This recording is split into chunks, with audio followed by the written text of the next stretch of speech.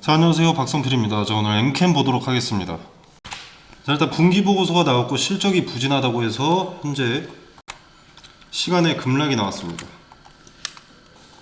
자, 마이너스 8.62%의 급락이 나왔는데, 자, 분기보고서의 재무제표를 잠깐 한번 같이 보도록 하겠습니다. 자, 근데 잘 보시면, 자, 부채 유동부채가 7,770억이나 이렇게 찍혀 있는데, 그 중에서 비중이 가장 높은 것이 여기 파생상품 부채입니다. 약 5천억으로 찍혀있죠. 파생상품 부채는 무엇이냐? 파생상품 부채라는 것은 해당 상승분만큼을 반영을 하는 겁니다. 무슨 말이냐면, 자, 주가가 상승했다.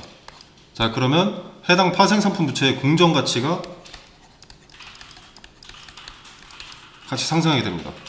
자, 그러면 파생상품의 평가 손실이 발생을 하게 되는 거죠. 자, 이 손실은 이 손익계산서에 반영이 되고 이후에 만약에 주가가 상승이 아니라 하락하게 된다. 그러면 파생상품 평가 손익이 상쇄화됩니다. 즉 주가 변동에 따라서 부채 규모가 변동될 뿐입니다.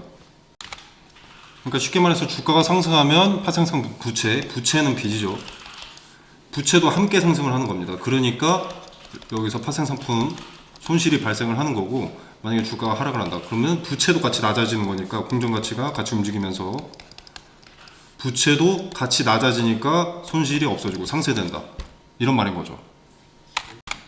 자, 엔캠은 작년 말부터 급격하게 주가가 상승을 해왔기 때문에 파생상품 부채의 공정가치도 함께 상승을 한 것이고, 이게 회계상 부채로 인식이 되기 때문에 그냥 단순히 기재가 이렇게 되어 있을 뿐입니다. 쉽게 말해서 현금 유출이 없는 손실인 겁니다. 자, 그리고 회계상 전환사채를 부채로 인식합니다. 자, 엔캠이 발행된 전환사채의 전환가액들은 대부분 5만원에서 8만원 사이입니다. 자, 쉽게 예를 들어보자면, 자, 전환사채 1000만원어치 1000만원어치를 전환가액 5만원으로 발행을 한다라고 했을 때, 자, 이걸 전환 청구권을 행사해서 주식으로 전환하면 몇 주를 받을 수 있죠? 자, 5만원이니까 200주 받겠죠. 자, 근데 전환가액 5만원에서 지금 주가가 29만원, 좀 계산하기 쉽게 30만원으로 가정을 하겠습니다.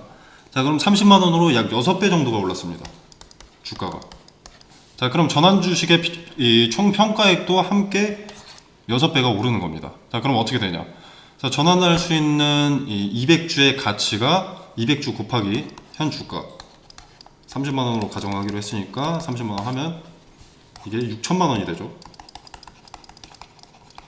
6천만원 정도의 평가액이 되는 겁니다.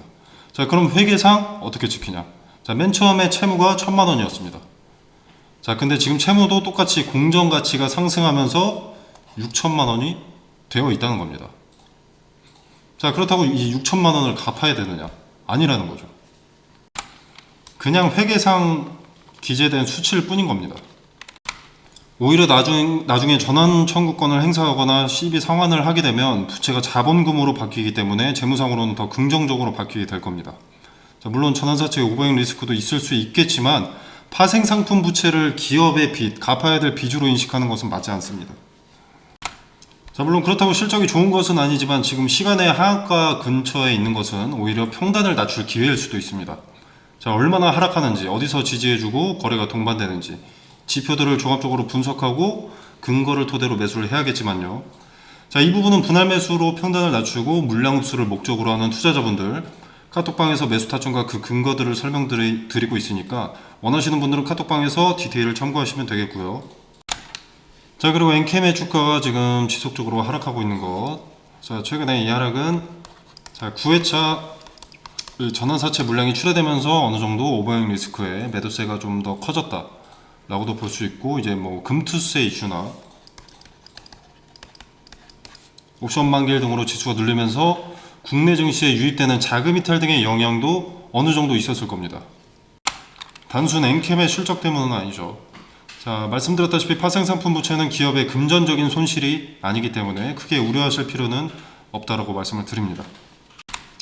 자, 그리고 다른 이슈로는 이제 MSCI의 한국지수 편입이 있습니다. 자, 리밸런싱은 5월 31일이고요. 6월 3일부터 변경된 종목이 반영될 예정이기 때문에 3일부터 이제 이 패시브 자금의 유입이 있을 겁니다. 그리고 패시브 자금 말고 이제 액티브 자금의 유입도 기대를 해볼 만 하겠죠. 자, 시장에서 예측하기로 지수 편입으로 이 엔캠의 패시브 자금 규모는 약 850억 규모로 예측이 되고 있습니다.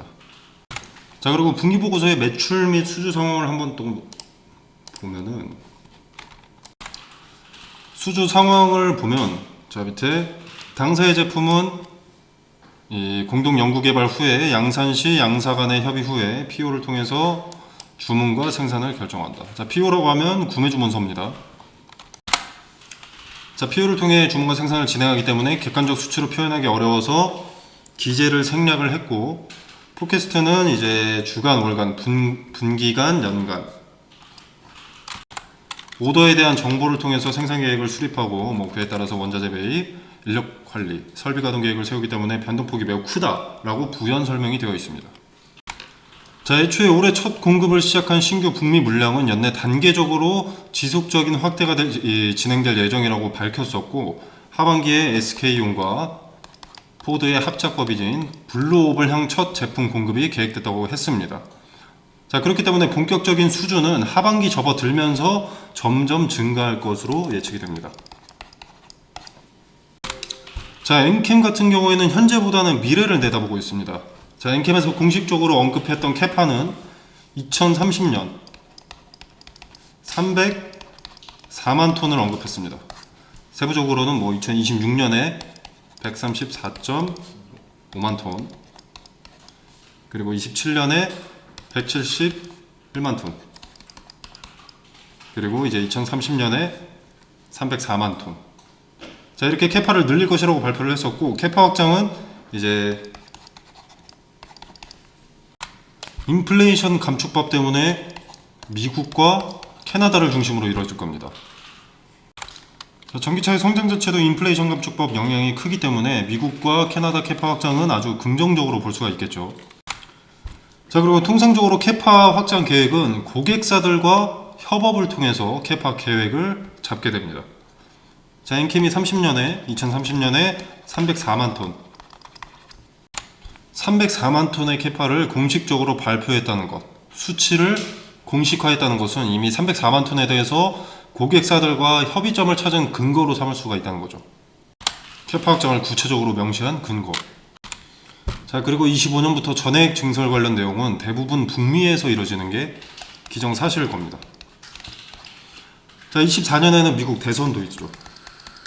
자, 그렇기 때문에 이 인플레이션 감축법 법안 관련 세부 사항이 조정이 될 수가 있고, 이게 미국에게 유리한 법안인 것은 당연하기 때문에 주요 고객사는 제너럴 모터스 그리고 테슬라 이렇게 될 것으로 판단됩니다. 제너럴 모터스에는 GM과 LG엔솔의 합작사인 얼티엄 셀즈를 통해서 엔캠이 전액 공급을 독점하고 있습니다. 독점하고 있다기보다는 독점이 예정되어 있는 거죠. 자, 얼티엄 셀즈 1공장 오하이오에서 전액 공급을 맡은 게 엔캠과 틴치라는 기업인데, 이 틴치라는 기업은 중국 기업입니다. 배터리 보조금을 받게 하기 위해서, 그러니까 인플레이션 감축법의 혜택을 받기 위해서는 중국 기업을 배제를 해야 되기 때문에 엔캠 단독이나 다름이 없어지겠죠. 현재 재고 물량 소진 후에 전량이 엔캠으로 대체가 될 겁니다. 자, 그리고 얼티엄 셀즈 2공장 테네시는 애초에 엔캠만 들어갑니다. 자, 얼티엄 셀즈 1공장 오하이오에 이어서 테네시도 양산을 시작했고, 이제 3공장 미시간도 곧 가동될 예정으로 알려져 있습니다. 자, 이 3공장 전액 납품사는 솔브레인 홀딩스라는 기업이고요. 자, 그리고 이게 다가 아니죠. 자, SK온 조지아 공장. 자, 여기도 솔브레인 홀딩스와 엔캠의 전액이 들어갑니다. 자, 그리고 파나소닉에도 미쓰비스 우베와 엔캠의 전액이 들어갑니다. 지금 실적이 부진하다고 해서 엔캠이 비전이 없다는 것은 잘못된 판단이라는 거죠. 수주 예전 기업들이 이렇게 많습니다. 자, 그리고 테슬라는 머지않아 가까운 미래에 테슬라에 탑재될 4680 배터리가 있습니다. 자, 그리고 4680 배터리에 공급을 하는 그 기업들이 있죠. 자, 얘네들이 전액을 먼저 공급받는 게 순서이기 때문에 엔캠이 수혜를 볼 가능성이 높다고 할 수 있겠습니다. 자, LG엔솔이나 SK온 등등 테슬라형 배터리를 공급하는 그 기업들이 전액 수요가 늘어나면서 이제 동시에 주요 고객사기 때문에 전액의 수요가 증가하고 거래처인 엔캠은 이제 그 수혜를 고스란히 받아낼 가능성이 높은 거죠. 자, 2차전지 소재 최대 수혜는 당연히 전액입니다. 자, 테슬라까지 공급에 들어가면서 파트너사가 확대되고 고객들의 수요는 넘치게 될 겁니다. 자, 전기차 수요 둔화와는 무관하게도 완성차 업체나 배터리 업체는 전기차 성장에 집중을 하고 있습니다. 차세대 자동차라는 것은 너무나 명확하니까. 그리고 이제 전기차 관련해서 탈중국 기조가 좀 거세지고, 북미에서 인플레이션 감축법 규제 요건, 중국산 부품 사용 제한이죠. 자, 이것으로 인해서 중국 전액 기업들의 부재 속에서 국내 배터리 관련 기업에게는 다시 없을 기회가 되는 겁니다. 전기차 수요가 둔화되는 시점에 지속적인 수주 확대와 이제 북미 시장 지배력이 급격하게 강화되고 있는 기업은 드뭅니다. 북미 시장 지배력과 수주 확대가 기정사실인 기업은 국내 기업 중에서는 명확하게 엔캠이라고 봅니다. 자, 그래서 엔캠의 비전을 의심할 필요는 없다고 생각되는데, 문제는 투심이죠. 투심. 시간의 한가, 재물을 제대로 볼 줄 모르는 투자자들의 파생상품 부채 등등의 요소로 매도세가 커지면 비전이고 나발이고 일단 주가는 하락하게 됩니다. 자, 그래서 차트도 꼭 함께 보는 것이 좋습니다. 자, 우리는 엔캠이 7천억 부채가 회계상 기재되는 부채, 자금 손실이 없는 부채라는 것을 알지만, 잘못 판단하는 투자자들이 매도하면서 투심이 매도로 기울고 주가가 하락한다. 자, 그러나 엔캠의 수주 능력은 강화되고 있고 북미 시장 지배력은 늘어나고 있다라면, 이 말을 달리 생각해 봤을 때 저점에 매수하고 평단을 낮출 수 있는 기회가 될 수 있습니다.